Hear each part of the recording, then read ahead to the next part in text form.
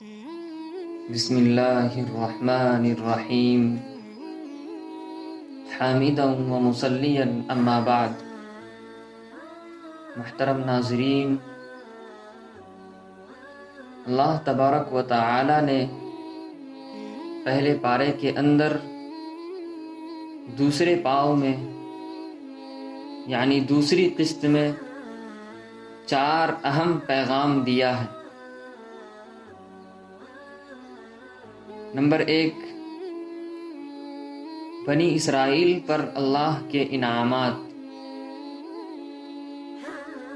اللہ تعالی نے قوم بنی اسرائیل کو بے شمار نعمتیں عطا فرمائیں اور ان کی ہدایت کے لیے حضرت موسیٰ علیہ السلام کو تورات عطا فرمائی۔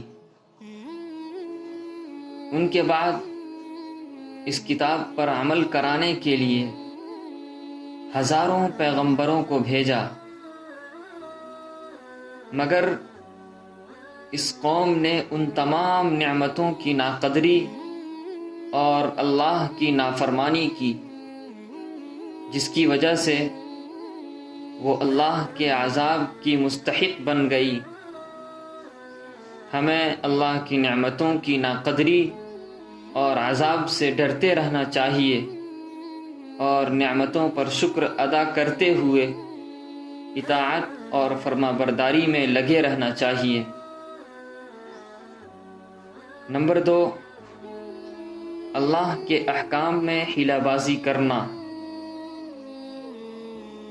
اللہ تعالی نے قوم بنی اسرائیل کے لیے ہفتے کا دن صرف عبادت کے لیے مقرر کیا تھا،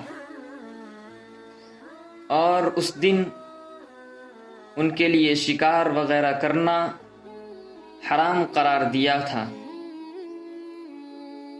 مگر انہوں نے اس کو حیلہ بازی کر کے اپنے لیے حلال اور جائز کر لیا تھا، جس کے جرم میں ان کی شکل کو خنزیر کی شکل میں تبدیل کر کے 3 دن بعد سب کو ہلاک کر دیا گیا۔ معلوم یہ ہوا کہ اللہ کے احکام کو حیلہ بازی کے ذریعے بدل دینا اور حرام کو حلال کرنا سخت گناہ اور ہلاکت کا سبب ہے۔ آج بھی نہ جانے کتنے لوگ حیلہ بازی کے ذریعے سود اور رشوت کو حلال سمجھ کر اس لعنت میں گرفتار ہوتے جا رہے ہیں۔ اللہ تعالی ہم سب کی حفاظت فرمائے۔ نمبر 3، گناہوں سے دل سخت ہو جاتا ہے۔ اللہ تعالی نے انسان کے دل میں حق اور سچ بات کے قبول کرنے کی صلاحیت عطا فرمائی ہے، لیکن انسان اللہ کی نافرمانی اور گناہ کر کے اتنا آگے بڑھ جاتا ہے کہ اس کا دل پتھر سے بھی زیادہ سخت ہو جاتا ہے۔ پھر نہ تو وہ حق بات کو قبول کرتا ہے اور نہ اللہ کے خوف سے ڈرتا ہے، اور نہ اس کی آنکھ سے شرمندگی کے آنسو کا کوئی قطرہ ہی ٹپکتا ہے۔ گناہوں کی کثرت سے دل میں سختی پیدا ہو جاتی ہے، جو انسان کی بدبختی کی علامت ہے۔ اس لیے ہمیں تمام گناہوں سے مکمل پرہیز کرنا چاہیے۔ نمبر 4، علماء یہود کی خیانت۔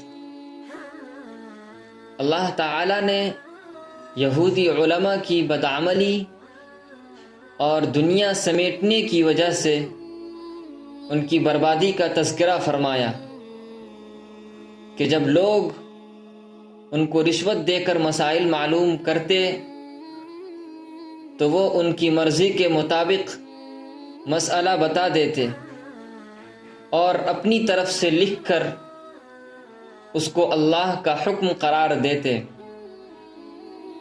وہ کتاب اللہ میں تبدیلی اور رشوت خوری کے گناہ میں مبتلا ہو کر سخت عذاب میں گرفتار ہوئے۔